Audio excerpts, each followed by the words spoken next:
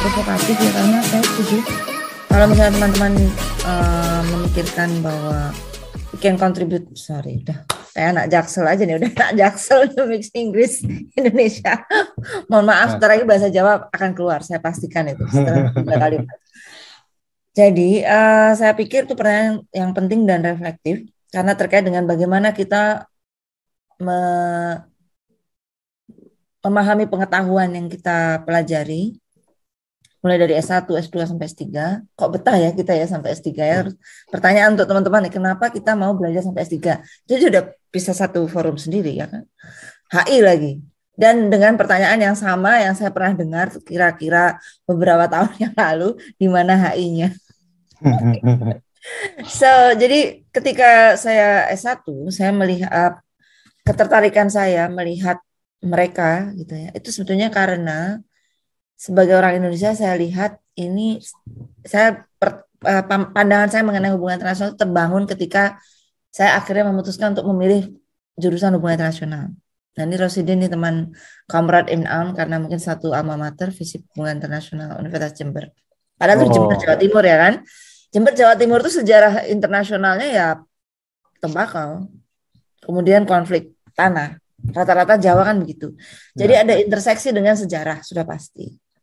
How we see dunia di luar itu karena orang-orang Eropa bagian dari colonial power sejarah. Jadi itu barangkali cerita itu membuat saya kemudian menarik juga melihat interaksi antar bangsa. Sudah jelas. Karena persoalannya adalah dalam konteks interaksi antar bangsa itu budaya tulis kita untuk mereka colonize us as 350 itu tidak berimbang. Nah, loncat kemudian ketika saya menjadi mahasiswa HI, saya berkenalan dengan berbagai diskusi dan jurusan saya ini ada dosen sangat baik, almarhum Pak Kusairi, Al-Fatihah untuk beliau.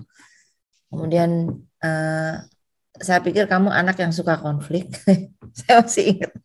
Kenapa kamu nggak riset soal non-nuclear proliferation treaty karena di Korean Peninsula lagi panas. Kamu bisa merefleksikan bagaimana idiosinkresis aktor ya kan untuk unit mereka kepala negara di North Korea, South Korea dan sisa perang dunia yang membelah negara itu menjadi dua. Jadi ada kompleksitas dalam international relations sendiri, itu yang saya pahami.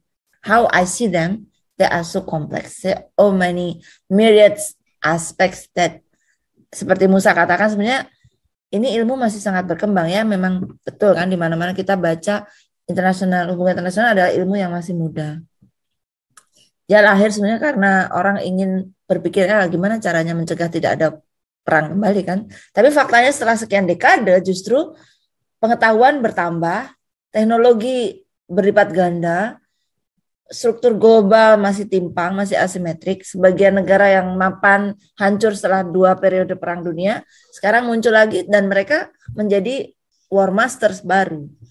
Jangan dipikir misalnya kita lihat Jepang nih. Karena saya lahir di Jepang, saya pikir Jepang itu hancur karena Amerika kasih bom di Nagasaki dan Hiroshima. Kebetulan saya lahirnya di Hiroshima. Jadi ini mungkin satu alasan personal lagi kenapa saya so into discussing HI. As a field of research, but kalau saya pikir refleksi pengalaman saya memang nggak jauh dari interaksi antar bangsa, mulai dari produksi saya sendiri diproduksi, ya kan? Kemudian pencarian dalam konteks pengetahuan, interaksi dengan pengetahuan, dan kemudian apa yang saya pahami sebagai akumulasi pengetahuan saya ketika saya S1, saya kemudian melihat sangat menarik memang ada relasi yang timpang di semenanjung Korea, persis karena ada bercokol superpower di situ cukup lama yang sangat might ya. Korea Utara teknologinya dibantu betul oleh Rusia dan Cina dengan ideologi Juche mengembangkan kapasitas nuklir. Tapi bahasa mereka tidak dipahami oleh global community. Sehingga kalau menurut saya pada saat itu pemahaman saya Korea Utara itu yang pada periode kemudian membangun Jakarta, Peking, Pyongyang, aksis berikutnya lagi kemudian ini dua negara Korea Utara dan beberapa dipandang sebagai rogue state oleh Amerika, itu sebenarnya menunjukkan bahwa sejarah itu sangat dipenuhi oleh asymmetric relation. Dan itu adalah salah satu ciri dari international relation yang kemudian, oh ya, sampai sekarang pun kita masih lihat. Misalnya untuk sekarang, ditarik sekarang soal COVID ya kan, ketimpangan akses, ketimpangan soal ini saja, visa.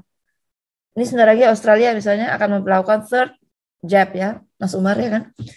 Orang internasional bisa masuk kalau dia mau third booster selain Sinovac. What does it mean? Jadi berangkat yang kedua, titik pertama tadi saya memahaminya adalah di luar sana ada asymmetric relation, true. Terus yang kedua, pertanyaan berikutnya adalah dalam proses perjalanan saya S2. Nah, S2 saya dijembatani ketika setelah S1 saya S2, kemudian masih juga dalam konteks melihat international relation di luar sana sebagai orang Indonesia yang melihat Indonesia bulan-bulanan untuk krisis global tahun 90, 98, 2000. Salah satu korban ternamanya adalah Timur Timur kan saat itu, kemudian bercerai dari kita. Bukan soal benar salah Indonesia, posisinya jelas salah, dia ada banyak persoalan di sana. Tapi apakah international regime juga tidak salah dalam soal Timur Timur? Saya pikir salah juga. Apalagi proses dekolonisasi Portugal di Timur tidak tuntas. Dan sisanya masih ada sampai sekarang. Apakah Timor bahagia setelah merdeka dari Indonesia? Saya pikir mereka bahagia. Tapi mungkin juga ada yang tidak bahagia, begitu kan? Mungkin bagian dari bisnis, atau bagian dari mereka yang masih pengungsi di Atambua karena tidak selesai KKR-nya. Sementara Indonesia juga punya KKR masalah di Aceh. Jadi sekali lagi dua refleksi ini, oh iya saya lupa sampaikan, itu kemudian membuat saya melihat lebih sempit dalam konteks antar bangsa, international politik, hubungan internasional sejak S1. Kemudian saya melihat satu dimensi lagi untuk melihat asimetrik makin nyata dalam international relation adalah pendekatan peace and conflict studies. Itu yang saya ambil di Uppsala University untuk master. Saya mengambil peace and conflict studies dan saya mencoba untuk melihat right moment theory. Guess what? Karena kita studinya soal Aceh aja. Aceh itu salah satu fenomena udah global dia, padahal sejarahnya dia punya berbagai bentuk level kedaulatan di Aceh. Saya pernah tulis tahun 2008 tentang ketegangan identitas perempuan Aceh. Jadi saya sebetulnya sangat melihat bahwa ya seperti Musa katakan tadi, memang knowledge journey Indonesia itu Nusantara katakanlah ya, kalau ikut teman-teman dari Nahdlatul Ulama itu sangat kaya. Jadi Aceh sebelum Aceh as part of Indonesia itu ada 3 sultanah perempuan. Why? They have 3 sultanah perempuan sangat berdaulat, pre-Dutch, ya kan? Tapi setelah ada Dutch, lokal orang-orang lokal kemudian menjadi bagian juga dari I don't want to say Islamisasi atau kemudian patriarki muncul, tidak ada lagi kedengaran sultanah 3 itu.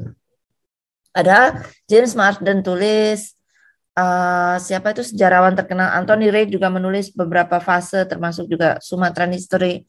Semua knowledge lokal di Sumatera itu hilang ketika kolonialisme. Nah, ini juga merupakan dimensi yang saya lihat ketika saya tesis master di Swedia. Karena tesis master saya berkaitan dengan right moment theory, saya mencoba untuk melihat pada dimensi mana sih kemudian ada aspek-aspek yang memungkinkan muncul perdamaian gitu. Karena saya pikir dengan cerita sukses Helsinki Accord, sebetulnya sekarang kita bisa refleksi. Posisi kita itu nggak berdaulat amat ketika Helsinki Accord. Walaupun ya katakanlah sudah ada kemenangan-kemenangan diperoleh lewat local governance in Aceh. Kenapa saya katakan begitu? Karena setelah itu muncul, lagi-lagi asymmetrical situation yang saya lihat. S1 saya lihat, S2 saya lihat di Aceh. Ada posisi asimetrik dan ada kelompok yang termarginalkan dari proses perjanjian Helsinki. Siapa mereka? Katakanlah misalnya Liga Inong Aceh yang Inong balik ketika bekerja, mereka ikut juga, ya kan? However, itu ada independent struggle. Kalau saya katakan, apa yang menjadi benang merah dari keindonesiaan dalam konteks HI di Indonesia. Tidak lain karena ada resiliensi dari mereka yang disebut orang Indonesia itu sendiri. Lepas kemudian ada contested relation ya, seperti Aceh versus GAM versus RI atau Papua versus Indonesia. Tapi ada resiliensi dan mereka punya narasi masing-masing. Dan orang-orang ini juga punya international relation dalam sfer mereka as subjek yang berdaulat. Kalau kita ingat kan, GAM pada saat itu punya perwakilan di beberapa negara. Demikian juga mungkin sekarang OPM. Saya tidak bermaksud mengglorifikasi parties in conflict, tapi saya justru melihat dari luar. Saya juga tulis beberapa hal tentang Papua. Pendapat saya tetap sama, bahwa dalam konteks asimetri begini, HI itu memberikan ruang bagi mereka yang marginalized dalam diskursus lebih besar dalam interaksi antar bangsa maupun interaksi antar level nasional regional. Udah mulai rumit kan? Moga-moga Mas Musa nggak pusing. Tapi itu refleksi saya. Nah, berjalan kemudian, memang saya lihat kita antara tahun 2000-an itu muncul banyak sekali diskusi kritis dan non kritis tentang why conflict studies is necessary in Indonesia. If you remember ya, UNDP pakai, World Bank menggunakan, termasuk juga ada kajian Southeast Asian Conflict Studies Network. Nah, Southeast Asian Conflict Studies Network yang saya terjun pada saat itu ada dari Nordic countries, tapi juga ada dari khazanah Melayu antar bangsa, Malaysia, Filipina, Indonesia, Mafilindo ya kan, yang sampai sekarang juga masih para intelektualnya sering bertukar pikiran, dan ada juga gerundulan-gerundulan, wah ini kita terlalu dikolonisasi oleh Amerika nih HI-nya, teman-teman Filipina katakan begitu, anak-anak di Malaysia ya kita juga terlalu dikolonisasi oleh British Perspective International Relation, but we can still talk ya kan. Nah, saya pikir Indonesia itu memang ketika saya menjadi mahasiswa untuk S2, sekali lagi untuk bicara soal Aceh, memang banyak sekali hal yang oleh teman-teman kita di luar negeri dijadikan bagian dari eksperimen mereka untuk menerapkan teori-teori perdamaian. To what extent it works? Sekarang saya mau tanya, kalau itu hanya impose di luar, ya kan? Kamu menciptakan prekondisi di mana ada apa istilahnya peaceful negotiation settlement. I'm sorry, I don't want to swear, but how can bicara mengenai peaceful resolution kalau yang marginalized tidak direkognisi, level-level persoalan tidak direkognisi menjadi bagian dari diskusi. Karena apa? Mungkin ada kepentingan donor jangka panjang dan lain sebagainya. Demikian juga, ya kan? Nah, persis.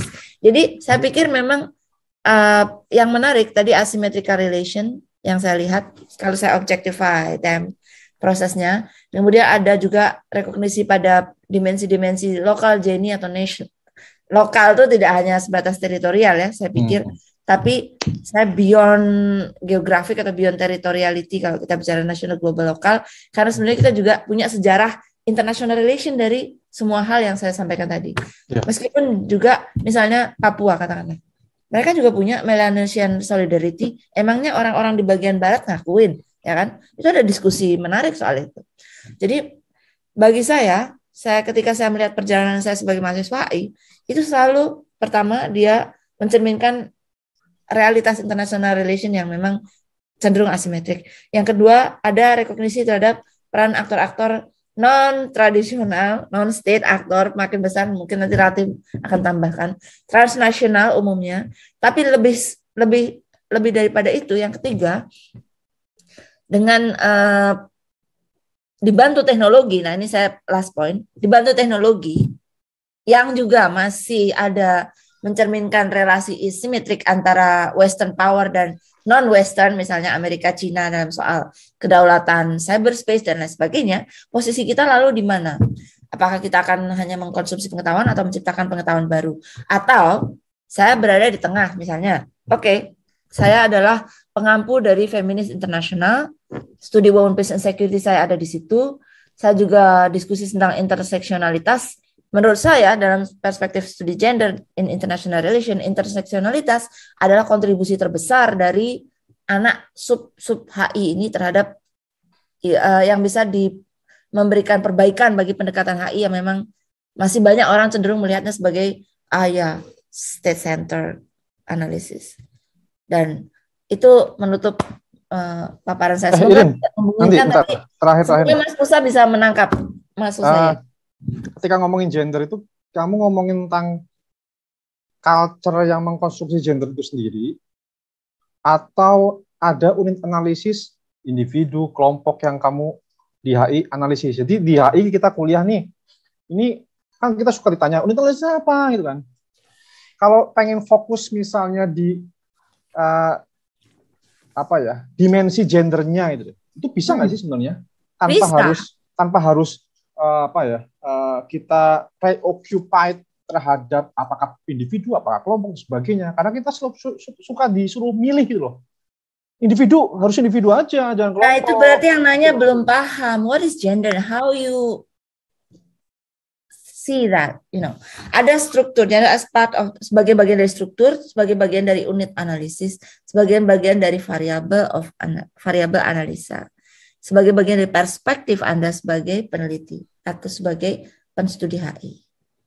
Nah, cuman ini masalahnya saya juga harus adil. Nah, itu adil gender. Saya harus adil kepada peserta HI untuk diskusi. Ini bisa dilanjutkan di Q&A, Mas. Oke. Nah, saya suara aja, teman-teman. Terima kasih teman-teman yang sudah menonton video JIB Talk kali ini. Jangan lupa like dan subscribe biar kalian bisa mendukung kami untuk memproduksi konten-konten seperti ini. Jangan lupa tinggalkan komentar kira-kira video apa lagi ya yang harus kita buat. Terima kasih, sampai jumpa di video selanjutnya.